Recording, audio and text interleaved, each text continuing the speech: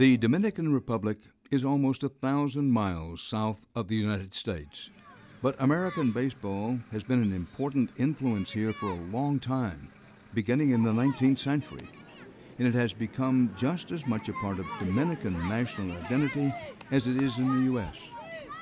The Dominican Republic, there are baseball fields absolutely everywhere. Mark Kurlansky has written The Eastern Stars, a book that highlights the history of Dominican baseball, and the city of San Pedro, a community of about 200,000 people that's produced more than 80 professional baseball players.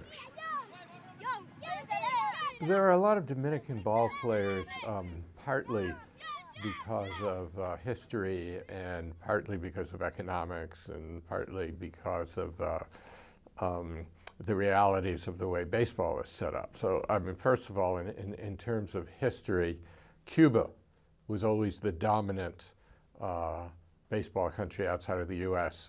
Been playing baseball almost as long as the U.S. And it was Cubans in the Dominican Republic that brought baseball to the Dominican Republic in the 1870s, 1880s. This was the time of the struggle for Cuban independence, and there were a lot of Cuban exiles, and a lot of them ended up in Santo Domingo. In the case of San Pedro, why this small town of San Pedro became one of the major baseball centers of the country is because it was the sugar producing area. And the sugar companies were all run by either Americans or Cubans at a time when Americans and Cubans were completely obsessed with baseball. And they brought in cane workers from the Eastern Caribbean, where in the late 19th century, sugar was not doing well in the British Caribbean. And they had all these out-of-work cane workers, and they brought them in to cut cane in the Dominican and to work in the mills. And at best, a sugar mill operates about half of the year. It's idle half the year. And all of these baseball-loving Cuban and American executives would watch their idle workforce out in the fields playing cricket. And they just said, well, we got to give these guys some real bats and teach them how to play baseball. And they did, and they established teams for each of the mills. San Pedro had 8 sugar companies, and each of them had a team, and it created this very competitive league. At the same time, the capital, Santo Domingo, which was 10 times larger in population, was also learning baseball from Cubans, not necessarily sugar executives. By the 1900s, there was a 4-team professional baseball league in Dominican Republic, one in Santiago, 2 in Santo Domingo, and 1 in San Pedro. And they would play each other. They didn't play Major League Baseball because they were the wrong color, but they did play in Cuba and in Panama and Mexico and Puerto Rico, and they played with Negro Leaguers.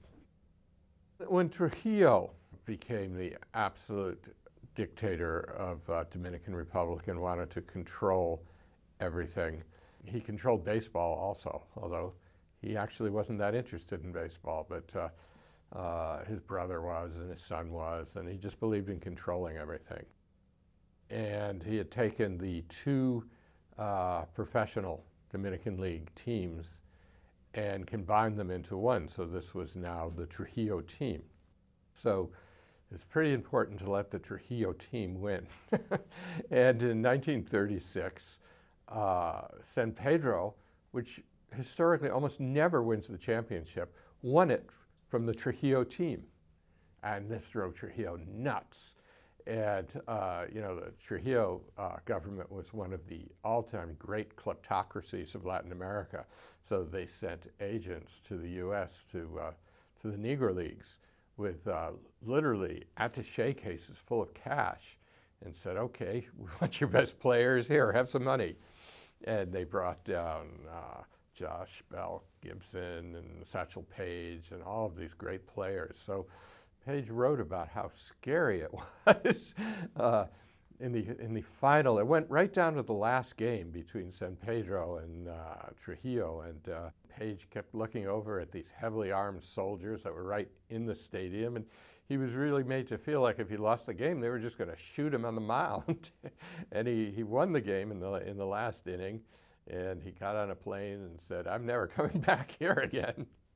The best of them were absolutely major league standards. Of course, they were playing with top Negro League players who were also absolutely major league standards. You know, probably some of the best players in the history of baseball were Negro Leaguers who played with the Dominicans. Dominicans started showing up after 1947, after the color line was dropped.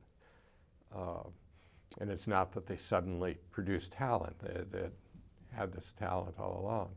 Juan Marichal. He was the first Dominican major league star and still the only Dominican Hall of Famer.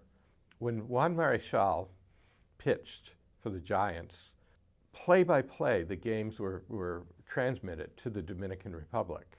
And one day, he was pitching this great game, and they're trying to transmit, and the Dominicans aren't picking up the transmissions. And what's wrong here? The stations are closed, and it was a coup d'etat. And that's, you know, nothing short of a coup d'etat would keep Marichal's results from being played in the Dominican Republic. And that's our program for tonight. From the Dominican Republic, for HDNet, Dan Rather reporting. Good night.